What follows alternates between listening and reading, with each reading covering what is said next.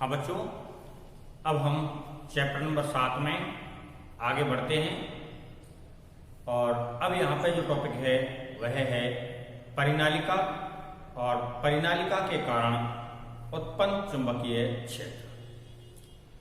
तो परिनालिका के कारण उत्पन्न चुंबकीय क्षेत्र का मान ज्ञात करें उससे पहले परिनालिका के बारे में जानें।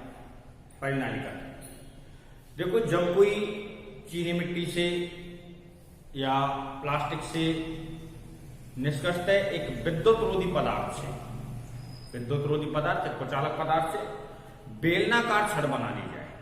कैसी छड़ बना ली जाए? बेलनाकार। क्योंकि मैं सबसे पहले जिसके बारे में बताने जा रहा हूं वह क्या है? परिनालिका। ठीक बेटा, सोलेनॉइड परिनालिका को कहते हैं परिनालिका। तो परिनालिका क्या है और कैसे बनेगी और किस प्रकार से चुंबकीय क्षेत्र उत्पन्न होगा? परिनालिका क्या होगी? जैसे कोई भी कुचालक बेलनाकार कुचालक लेंगे और कैसा लेंगे? बेलनाकार कुचालक है, इसका मतलब इस पदार्थ में विद्युत धारा प्रवाहित नहीं हो रही। बेलनाकार लेंगे, उस कुचालक बेलनाकार के ऊपर निकटतम फेरों के द्वारा विद्युत रोधी तांबे के तारों को लपेट करके ऐसे कुचालक लिया।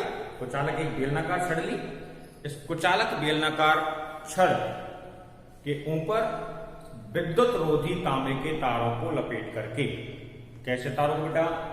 विद्युत रोधी तांबे के तारों को लपेट करके एक आकृति बना दी, एक संरचना बना दी।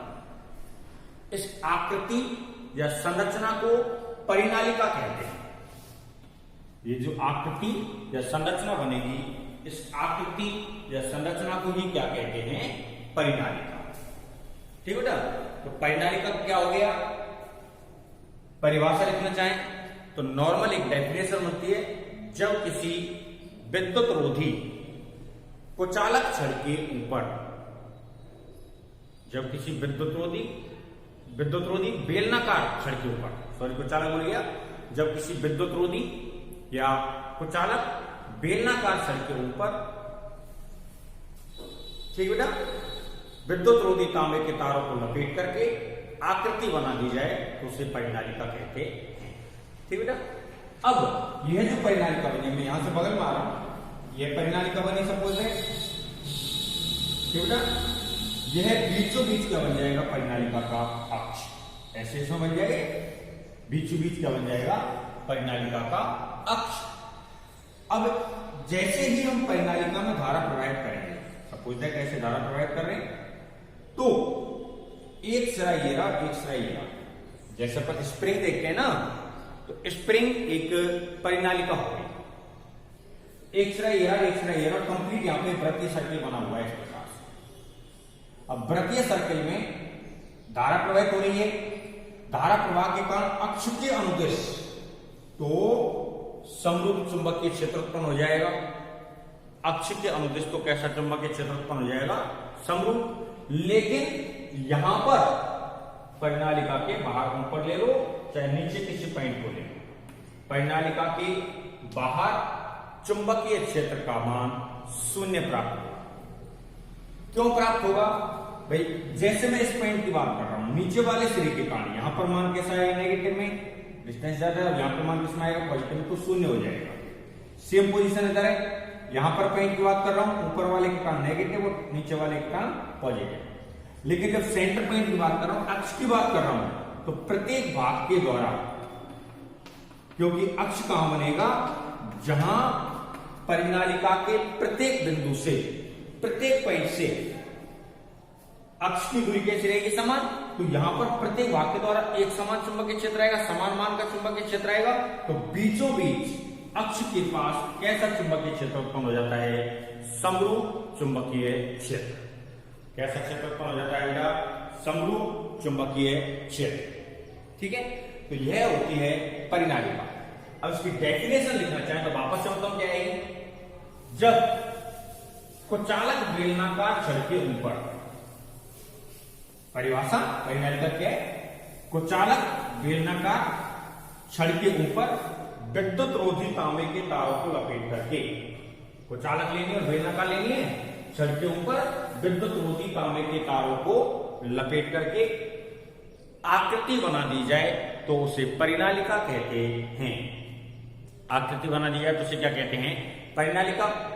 ठीक बेटा, परिनालिका में धारा प्रवाहित करने पर इसके अक्ष के अनुदिश समरूप चुंबकीय क्षेत्र उत्पन्न हो जाता है, और अक्ष के अनुदिश तो कैसा आ जाएगा? समरूप चुंबकीय क्षेत्र उत्पन्न हो जाता है, और परिनालिका के बाहर चुंबकीय क्षेत्र का मान 0 प्राप्त होता है। ठीक बेटा, ये अपने को भाषा इसमें लिख देनी होगी अगर परिनालिका की डेफिनेशन पूछी जाए। अब यहां से एक डेरिवेशनल पार्ट स्टार्ट होता है, एक डेरिवेशन आता है। अच्छा डेरिवेशन है, 4 नंबर का बनता है। ठीक बेटा, और डेरिवेशन है अपने पास अनंत लंबाई की परिनालिका के अक्ष के अनुदिश या परिनालिका के अंदर चुंबकीय क्षेत्र का मान। अनंत लंबाई की परिनालिका लेंगे जिसके अंदर चुंबकीय क्षेत्र का मान निकालना है। तो मैं यहां एक परिनालिका की कंज्यूम करके चल रहा हूं, यह एक परिनालिका है। शायद आपको दिखाई दे रहा है, नहीं दे रहा है, एक बार लिख लेता हूं, आपको ऊपर दिखाई नहीं दे रहा थोड़ा सा। यहां पर यह है आपके पास परिनालिका। ठीक बेटा, ये एक परिनालिका हो गई। अब परिनालिका में धारा प्रवाहित की जाए, या तो और भी चाहें तो ऐसे दूसरा डॉटेड बना सकते हैं, क्योंकि परिनालिका में पेड़ों को शो ऑफ करना है ना, तो ऐसे ये हमने क्या ले ली? परिनालिका।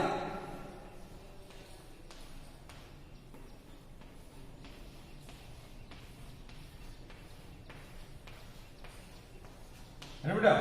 अब परिनालिका में धारा प्रवाहित की, परिनालिका में क्या प्रवाहित की? धारा। तो धारा प्रवाहित करने पर परिनालिका के अक्ष के अनुदिश इसके मध्य भाग में समरूप चुंबकीय क्षेत्र उत्पन्न हो जाएगा, तो इसके मध्य में ऐसे चुंबकीय क्षेत्र उत्पन्न हो जाता है। मध्य में चुंबकीय क्षेत्र आ गया। ठीक बेटा, मध्य भाग में चुंबकीय क्षेत्र उत्पन्न हो गया। अब इस चुंबकीय क्षेत्र का मान याद करना हो तो संपूर्ण, अभी जो परिनालिका है ये अनंत लंबाई की है, यानी कि इधर भी इसका कोई स्टार्टिंग पॉइंट नहीं है और इधर भी इसका कोई स्टार्टिंग पॉइंट नहीं है। ना तो इसका अंत वाला पॉइंट दे रखा है और ना ही इसका प्रारंभ वाला पॉइंट दे रखा है। तो परिनालिका कैसी लंबाई की हो गई है? अनंत लंबाई की, है ना बेटा? तो अनंत लंबाई की परिनालिका ले ली। अब इसके कारण चुंबकीय क्षेत्र का मान निकालना है। तो चुंबकीय क्षेत्र का मान निकालने के लिए हम क्या करते हैं? एक बंद लूप की कल्पना कर लेते हैं। क्या करते हैं बेटा? एक बंद लूप की कल्पना।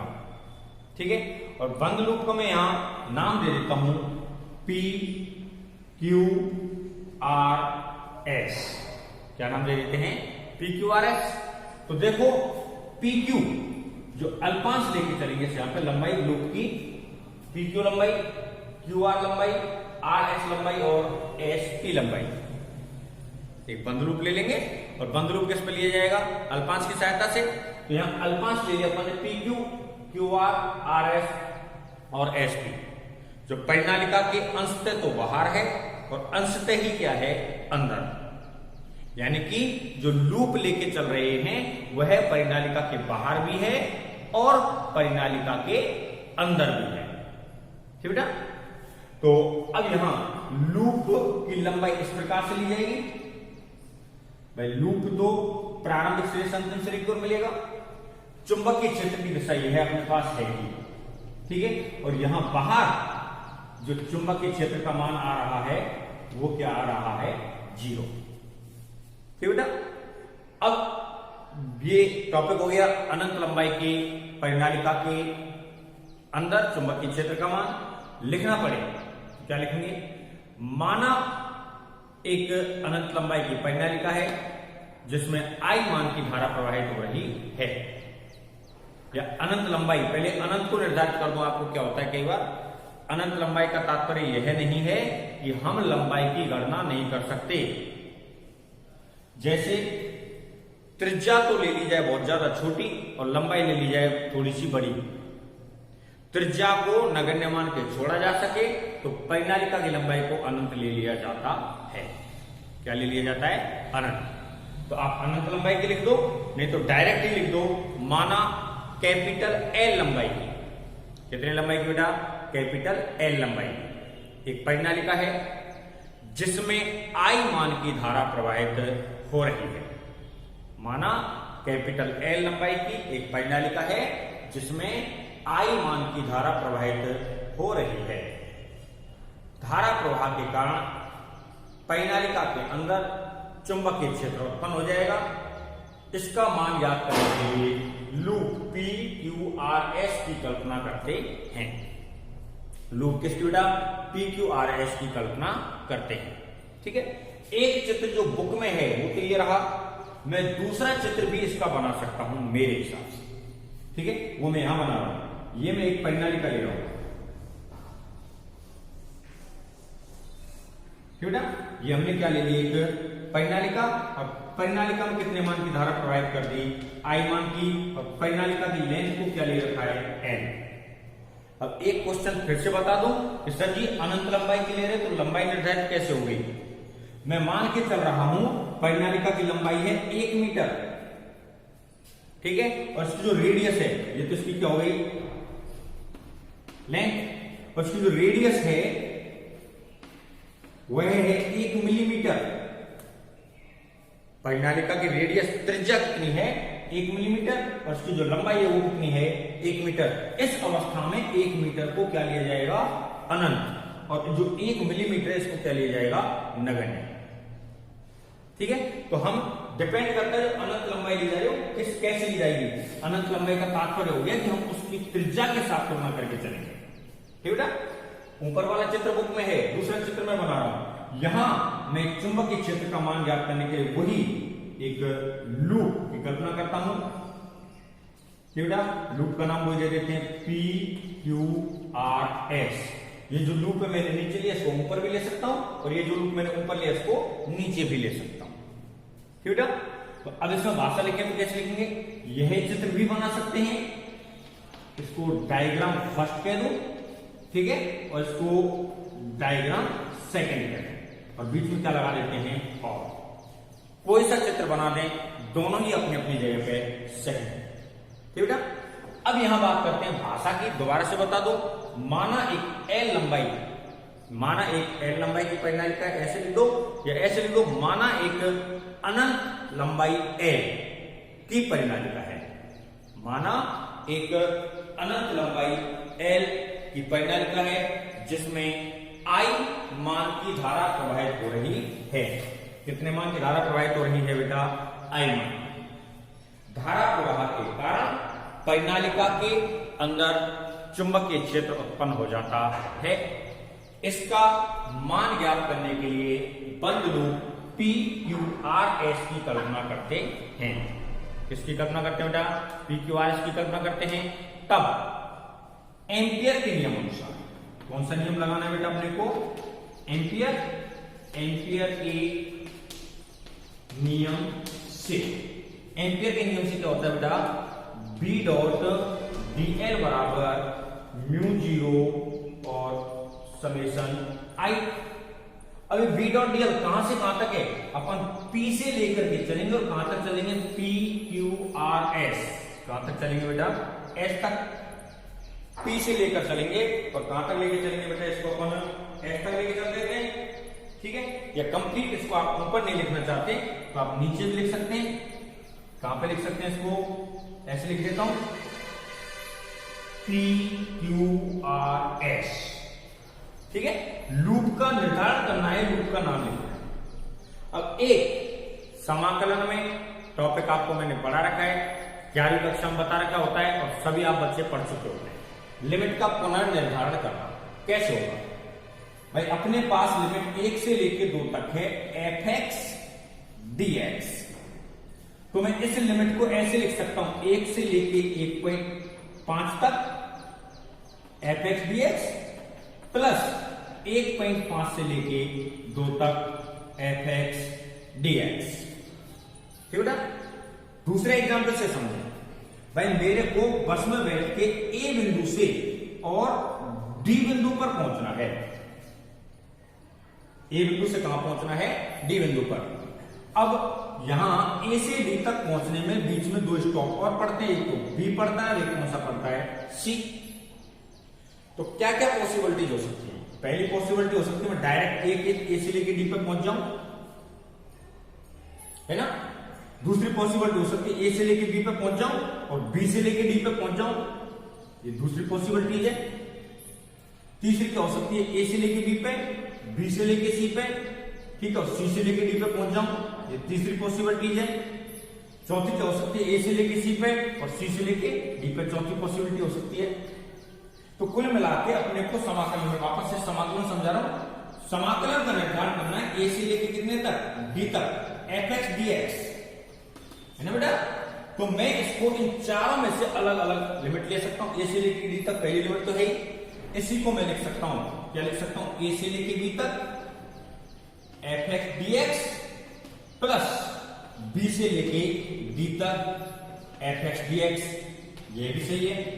ये सीमा का पुनः निर्धारण किया गया है, लिमिट का पुनः निर्धारण किया गया, ठीक है। ये ऐसे लिख सकते हैं, दूसरे तरीके से तोड़ें तो मैं इसको ऐसे लिख सकता हूं, ए से लेके बी तक F X D X plus B से लेके सी तक एफ एक्स डी एक्स और प्लस सी से लेके डी तक एफ एक्स डी एक्स, ठीक है। तीसरी स्थिति में क्या कर सकता हूं, ए से लेके सी तक F X D X plus C से लेके कितने तक, डी तक एफ एक्स डी एक्स। समझ में आ गई होगी। तो हम यहां जो A P Q R S group लिया है, इस P Q R S group को अलग अलग भागों में तोड़ सकते हैं। जैसे यहां पे एग्जांपल लिया, ए से लेके डी तक पहुंचना है, टारगेट तो वही है, मुझे कंप्लीट लूप का समाकलन करना है। अब कंप्लीट लूप का समाकलन करने के लिए हमें अलग अलग भाग तोड़ने पड़ेंगे, क्योंकि अलग अलग पोजीशन में देखा जाए भाई, अपने पास पी क्यू पोजीशन पे जिसकी लंबाई है पी क्यू और चुंबकीय क्षेत्र दोनों कैसे हैं, समदेश।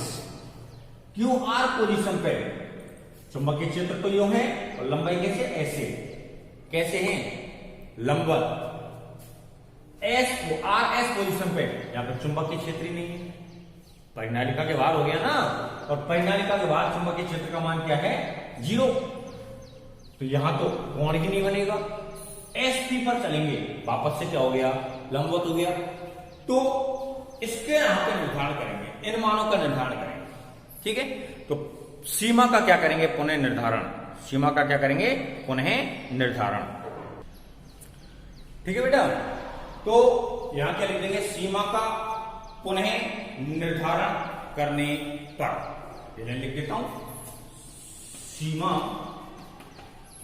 का पुनः निर्धारण करने पर, सीमा का क्या कर देते हैं, पुनः निर्धारण कर देते हैं। पुनः निर्धारण करने पर अब क्या आएगा, देखिए यहां से कैसे लिखेंगे, इधर से स्टार्ट कर रहा हूं, पहले पॉइंट से ही, पी से लेके Q, B dot D N plus Q से लेके R, B dot D N plus R से लेके S, B dot D N plus S से लेके, वापस से देखो, पी से क्यू, क्यू से आर, आर से और एस से वापस कहां जाएगा, पी, है ना। एस से लेके पी तक, बी डॉट डी एल बराबर क्या आ जाएगा, म्यू 0, और डायग्राम के अंदर लिख देते हैं, और समेशन आई। आगे नहीं आगे बेटा। अब यह एक मिस्टेक छोड़ के चले, हमने ऊपर वेक्टर का चिन्ह नहीं लगाया, प्रत्येक पर वेक्टर का चिन्ह लगेगा, क्योंकि हम यहां डॉट प्रोडक्ट कर रहे हैं, अदिश गुणनफल कर रहे हैं, और अदिश गुणनफल सदिशों के रूप में ही होता है। अब क्या करें, बी डॉट डीएल को खोल सकते हैं ए डॉट बी के द्वारा। ए डॉट बी का फॉर्मूला क्या होता है, आपको पता होगा, पहले का परिमाण, दूसरे का परिमाण और दोनों के मध्य बनने वाले कोण की कोज्या। तो ए डॉट बी क्या हो गया, वेक्टर ए का मॉड वेक्टर बी का मॉड इनटू में cos थीटा। इसी को लिख सकते हैं हम ए बी cos थीटा। क्या लिख सकते हैं बेटा, ए बी कॉस थीटा। तो उसी प्रकार से ए के स्थान पर तो क्या है बी, और बी के स्थान पर क्या है डी है।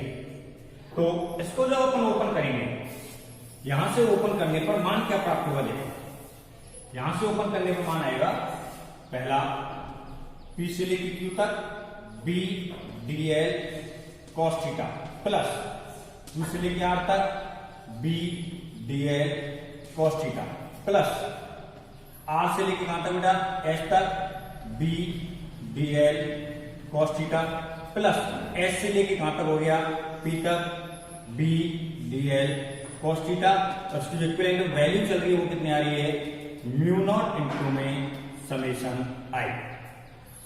ठीक है, अब देखो कॉस थीटा क्या बन रहा है, इस प्रत्येक लूप के भाग पर चुंबकीय क्षेत्र और लंबाई के मध्य का कोण क्या बन रहा है, चुंबकीय क्षेत्र और लंबाई के मध्य का कोण, उसका निर्धारण करो। तो पी क्यू लूप में बी और डीएल कैसे हैं, समदिश हैं, तब थीटा बराबर क्या हो गया 0 डिग्री है ना बेटा। पी क्यू लूप में, क्यू आर लूप में बी और डीएल कैसे हैं, लंबवत हैं, तब थीटा बराबर क्या हो गया 90 डिग्री। देखो चुंबकीय क्षेत्र तो यही रहेगा, इस प्रकार से है ना, इसका एक्सेस बना सकते हैं, इस प्रकार से रहेगा। पी क्यू लूप इसी प्रकार से लंबाई लिए, पी से लेकर क्यू और चुंबकीय क्षेत्र में शब्द हो गया क्यू आर ऐसे, और चुंबकीय क्षेत्र का है ऐसे, है ना। तो कितने डिग्री का एंगल बन रहा है ये 90 डिग्री।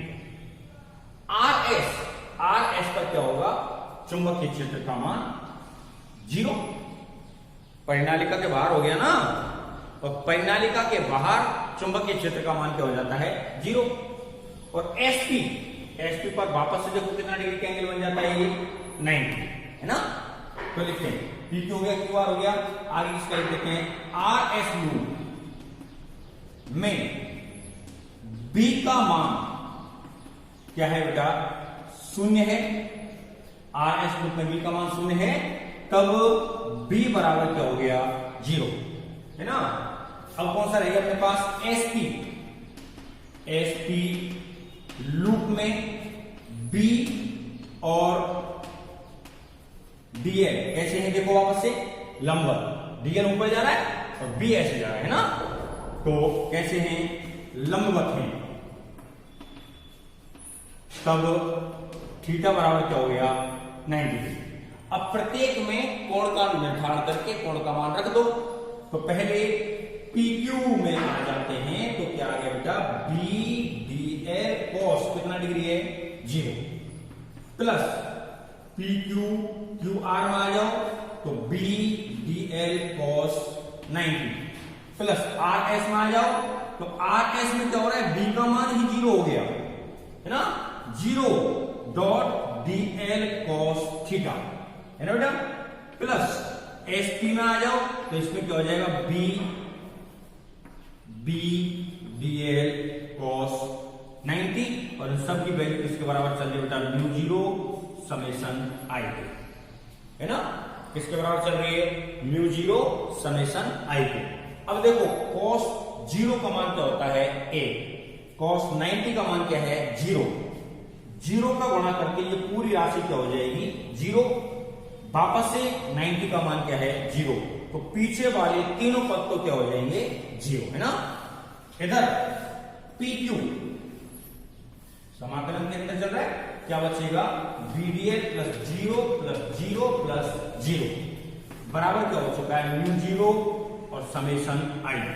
अब देखो बी तो बी हो गया है ना, और डीएल का समाकलन क्या ले लेते हैं एल, डीएल का समाकलन क्या ले लें एल, तो डीएल का समाकलन क्या हो गया एल बराबर क्या हो गया बेटा म्यू 0 और समेशन आई, है ना। हमें किसका मान निर्धारण करना है चुंबकीय क्षेत्र का, किसका मान निकालना है अपने को चुंबकीय क्षेत्र का, तो चुंबकीय क्षेत्र का मान निकालें तो B बराबर क्या हो जाएगा देखो बेटा म्यू 0 समेशन आई बटे एन। V बराबर क्या गया, म्यू जीरो समेशन आई बटे एन। आगे नहीं आ गया। अब समेशन आई परिनालिका में प्रवाहित कुल धारा कितनी है, आई के बराबर ही है ना, तो लिख सकता हूं, क्या लिख सकता हूं, चूंकि अपने पास सिग्मा आई का मान कितने के बराबर है, आई के, तब बी का मान क्या होगा, देखो म्यू जीरो आई बटे एन, है ना, यह मान आ गया। अब एक पॉइंट है, ये जो मान निकाला है चुंबकीय क्षेत्र के कितने फेरों के लिए लिया गया है, एक फेरे के लिए। अब मैं एक बात कहूं, यदि परिनालिका में फेरों की संख्या कैपिटल एन हो तो, यदि परिनालिका में फेरों की संख्या कैपिटल एन हो तो एक फेरे का मान कितना आ रहा है, म्यू जीरो आई बटे एन, तो एन फेरों का मान कितना हो जाएगा, एन का क्या हो जाएगा, गुणा हो जाएगा, है ना, तो कर दो। यदि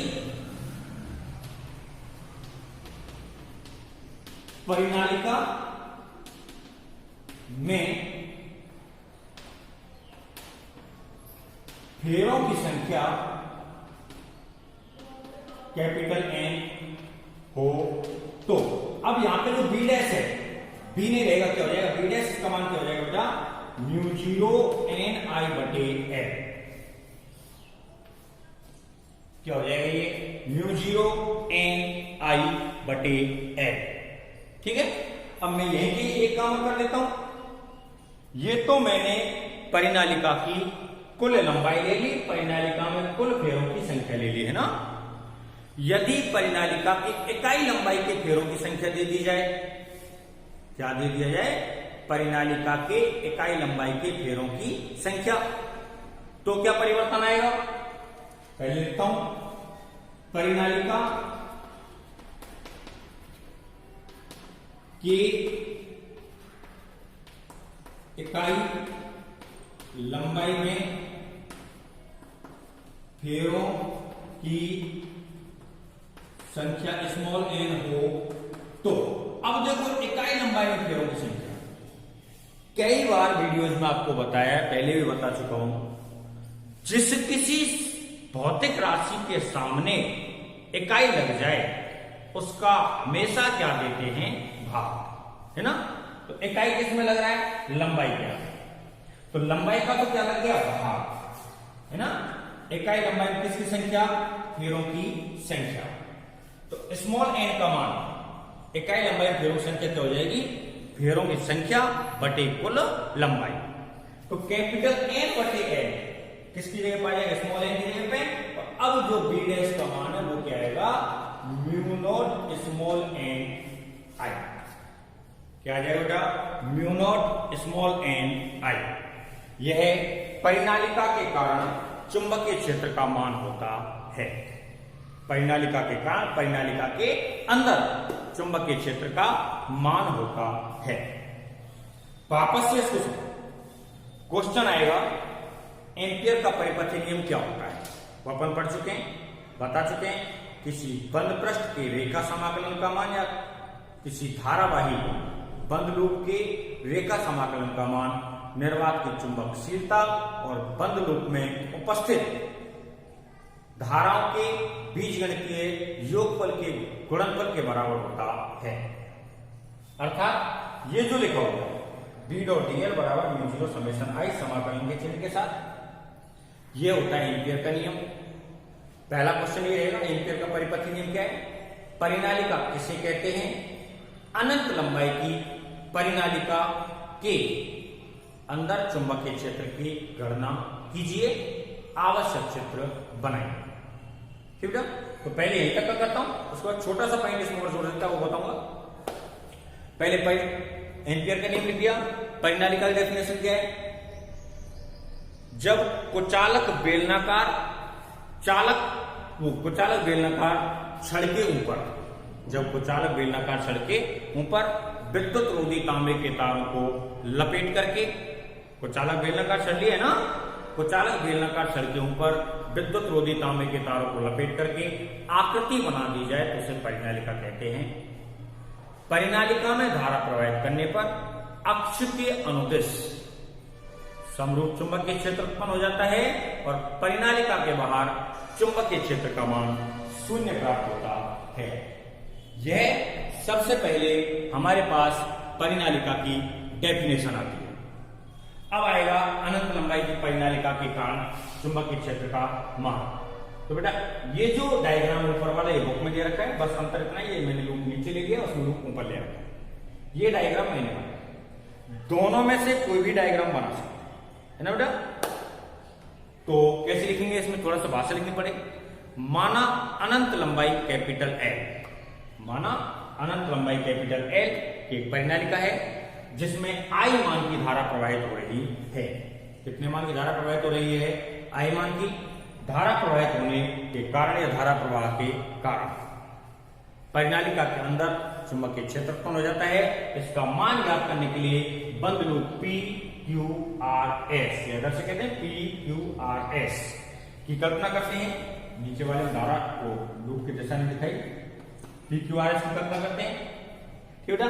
तब एम्पियर के नियम से, एम्पियर का नियम लगाया कंप्लीट लूप के ऊपर, सीमा को पुनः निर्धारित कर सकते हैं। जैसे 1 से लेकर 3 तक की सीमा हो, किसी समाकलन में 1 से लेकर 3 तक की सीमा हो, तो समान फलन पर हम 1 से 2 और 2 से 3 पर पुनः सीमा का निर्धारण करके अलग अलग करके फलनों को जोड़ सकते हैं। तो सीमा का पुनः निर्धारण किया, 4 जगह पर थी, पी से क्यू, क्यू से आर, आर से एस और एस से लेके पी, तो 4 अलग अलग खोल दिए। यहां डॉट प्रोडक्ट को खोला है, अदिश गुणनफल A dot B, vector A dot B का क्या मान आता है? A B cos theta. उसी प्रकार से ए के स्थान पर बी है और बी के स्थान पर क्या है? डीएल। तो हमने क्या किया? B DL cos theta, B DL cos theta इस प्रकार से खोल दिया। अब चारों अलग अलग अल्पांशों पर लंबाई और चुंबकीय क्षेत्र के मध्य के कोण का निर्धारण करो, कितना कितना बन रहा है। तो देखो पी क्यू ऐसे चल रहा है ना, और चुंबकीय क्षेत्र भी ऐसे ही है, समझ हो गया। क्यू आर नीचे है, चुंबकीय क्षेत्र ऐसे, तो कम करने का हो गया, कितने डिग्री का कोण बन रहा है? 90 का। आर एस परिनालिका के बाहर है तो चुंबकीय क्षेत्र 0 है। एस पी वापस से कितना डिग्री हो गया? 90 डिग्री। चार निर्धारण किए, चारों कोणों के मान। अब देखो cos 90 का मान 0, यहाँ ये 0 हो गया, 0 का गुणा हो रहा है, वापस से cos 90 का मान 0। तो ये मैं थोड़ा सा समझ नहीं पाएंगे इसका कि क्यों है ना। सही मान लिखे, 3 0 हो चुके हैं, लास्ट में आ गया। अब बी तो बाहर रह गया, डीएल का समाकलन क्या मान लिया हमने? एल। तो बी का मान निकालना है, पक्षांकन करके नीचे आ गया। समेशन आई, सिग्मा आई क्या है? परिपथ में प्रवाहित कुल धारा, कुल धारा का मान निकाल दिया, समेशन आई का है ना। बी का मान आ गया ये। अब यदि फेरों की संख्या n होती है तो n का गुणा हो जाएगा, n का गुणा कर दिया, इकाई लंबाई फेरों संख्या को ऐसे लिखते हैं कि स्मॉल n से प्रदर्शित करते हैं सामान्यतः। तो स्मॉल n का मान क्या होगा? कैपिटल N बटे कैपिटल L, वो मान अपन यहाँ पे लिखेंगे। इस प्रकार से परिनालिका के कारण चुंबकीय क्षेत्र का मान प्राप्त होता है। ठीक बेटा, देख लें इसको और पढ़ लें। इंपॉर्टेंट टॉपिक है राजस्थान बोर्ड के पेपर के लिए।